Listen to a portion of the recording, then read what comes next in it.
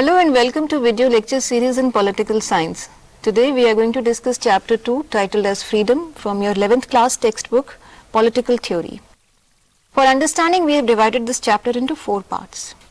We have already started this chapter by understanding what is meant by freedom, and we have taken some example of prominent personalities such as Nelson Mandela, Suu Kyi and Mahatma Gandhi, and we have discussed how these people laid down their lives for the value of freedom. Today we'll discuss what freedom means or how do political scientists define freedom. Let's begin. Simply stating, freedom is a condition which enables individuals to develop their potential and capabilities without any fear or constraints. Freedom is understood as absence of constraints upon an individual's thought or action. It means to have minimum restrictions placed upon the individuals so that they can make their choices freely and act according to their will. A free society is one that enables its individuals to pursue their interest without any fear or restraint. Freedom is autonomy, that is, to decide about one's own destiny. But total or complete absence of constraint can also lead to chaos, anarchy or disorder in society, which can lead to lawlessness. That is, there is no law prevailing or people are not bound by any law. Everyone does whatever he or she feels like. No individual living in a society or who is part of any society can hope to enjoy complete absence of any type of restriction or constraints. Today we will discuss why do we need constraints and what are the various sources of these constraints in society. Now, let us understand what do we mean by constraints. Constraints or restrictions are limits placed upon an individual that are imposed by either family, group, elders, community, association or by any other social organization which you are a part of or which an individual is part of. When we talk of constraints, it is important to differentiate between which social constraints are justified and which cannot be justified. That is, what sort of restrictions are acceptable and to what extent, and which are to be done away with, which are not necessary in society. In order to understand which social constraints or limitations are necessary and to what extent, it is important for us to look at the relationship between the individual and the society, or the relationship between the individual and the group, community or state which he or she is part of. Locating the individual within society helps us to analyze in what areas of life or spheres individual has the freedom to choose, decide or act, and what are the spheres where he cannot decide about his life or his actions. It is also crucial to analyze which features are desirable and which are not, and should be removed and which should not be removed or continued with.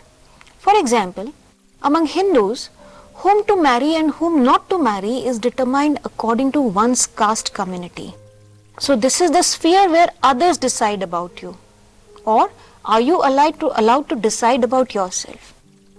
The nature of constraints, the degree of restrictions placed upon the individual, and the prevailing set of rules and regulation may be seen as curtailing freedom of choice of an individual.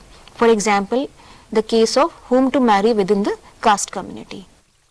But at times, these are necessary for general security and order in society. Let us discuss about the sources of these constraints, like who can place constraint upon you or who is allowed to restrict your freedom. The first point is that restrictions on freedom of an individual can be placed by government, which is a legitimate agency. An individual may be citizen of a free nation or independent nation. Yet he is not completely free. He is bound by the law of that country. He is bound by the constitution that gives him certain set of rights and also demands certain set of duties to be fulfilled towards the nation as a citizen, the nation to which he belongs. Such restrictions operating in the form of law are mostly formal and legal in nature. They are pre-coded or codified in constitution. Such restrictions exist to ensure freedom of all, That is, everyone in society rather than only one individual to those who can impose themselves upon the others. Some form of government or governance that can control is thus inevitable or necessary for us to regulate our behavior. If the government is democratic, then the members of the state can exercise or retain some form of control over the people who rule over us. Otherwise, it becomes highly authoritative, where people cannot raise their voice against the government and the government does whatever it wants to do. That is why the democratic government is considered to be an important means of protecting the freedom of the people in any society or nation. Now, what is the second source of restraint or restrictions? Restrictions on freedom of individual can also come from domination and external control.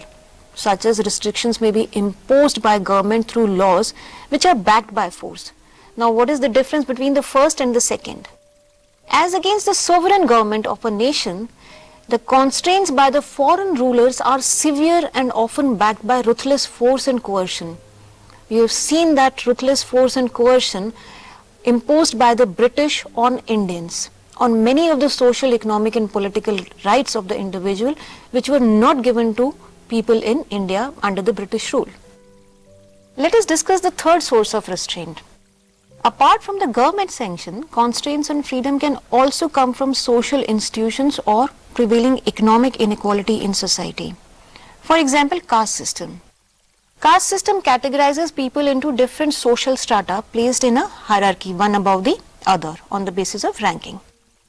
The upper caste groups place restrictions over individuals in the lower caste groups or categories. They stop them to visit the temples. They curtail their freedom of movement or drinking water from particular village well or taking up certain professions in the village. Now, you must have read in history that social reform movement along with freedom struggle was a movement to bring about social change in the traditional social structure of Indian society. And it challenged caste inequality and domination. It was realized by the freedom fighters that freedom from foreign rule was insufficient unless we free ourselves from the age-old tradition that placed constraint over individuals in society, over women, over low caste group in the name of norms and religious traditions. Now, in this context, along with social reformers, the freedom fighters too were of the opinion that India needs to get rid of caste inequality in order to prosper and develop. Social reformers in the early 20th century attempted to redefine and restructure traditional roles of women, such as women were traditionally defined as a wife, a good daughter, homemaker, and they also advocated for the widow remarriage. It was seen as crucial for nation to become modern, but also retain its ancient heritage by having a self-conscious pride in Indian culture and tradition. Even after independence, our constitution was designed to give people equal rights. It was based on the principle of social justice. You must be knowing that Preamble of Constitution of India starts with these words, "We, the people of India." These words have immense constitutional and political significance. They mean that people are the source of the constitution. We the people, we together make it. It is the people of India who are the makers of the constitution. It is also implied that there is a popular sovereignty in India and everyone is equal and is given the same set of rights in our society. Now, let us elaborate a bit on the preamble. The preamble states that we resolve to secure to all its citizens, that is, give all its citizens, number one, justice. Justice which is social, economic and political justice. It secures liberty. Liberty of what? Liberty of thought, expression, belief, faith and worship. That is, guaranteeing this justice and liberty to all. Further, the preamble talks of equality. Equality again of what? Equality of status and opportunity, and promote this equality of status and opportunity among all the members in society, irrespective of their caste, economic, social or any other affiliation. And finally, it talks of fraternity. That is, assuring the dignity of the individual and the unity and integrity of the nation. Combining the opinion of the social reformers and freedom fighters, it would be interesting to note what Subhash Chandra Bose said during the presidential address he delivered at the Students' Conference held at Lahore on 19th October 1929. What did Subhash Chandra Bose say? He said that if we are to bring about a revolution of ideas, we have first to hold up before us an ideal which will galvanize our whole life. Galvanize means change our whole life. That ideal is freedom. But freedom is a word which has varied connotations. Connotations means meaning. Even in our country, the concept of freedom has undergone a process of evolution. By freedom, I mean all around freedom. That is, freedom for the individual as well as for the society. Freedom for the rich as well as for the poor. Freedom for men as well as for the women. Freedom of all individuals and for all classes. This freedom implies not only emancipation from political bondage, he is talking about the British Raj in this context, but it also means equal distribution of wealth, abolition of caste barriers and social inequities and destruction of communalism and religious intolerance.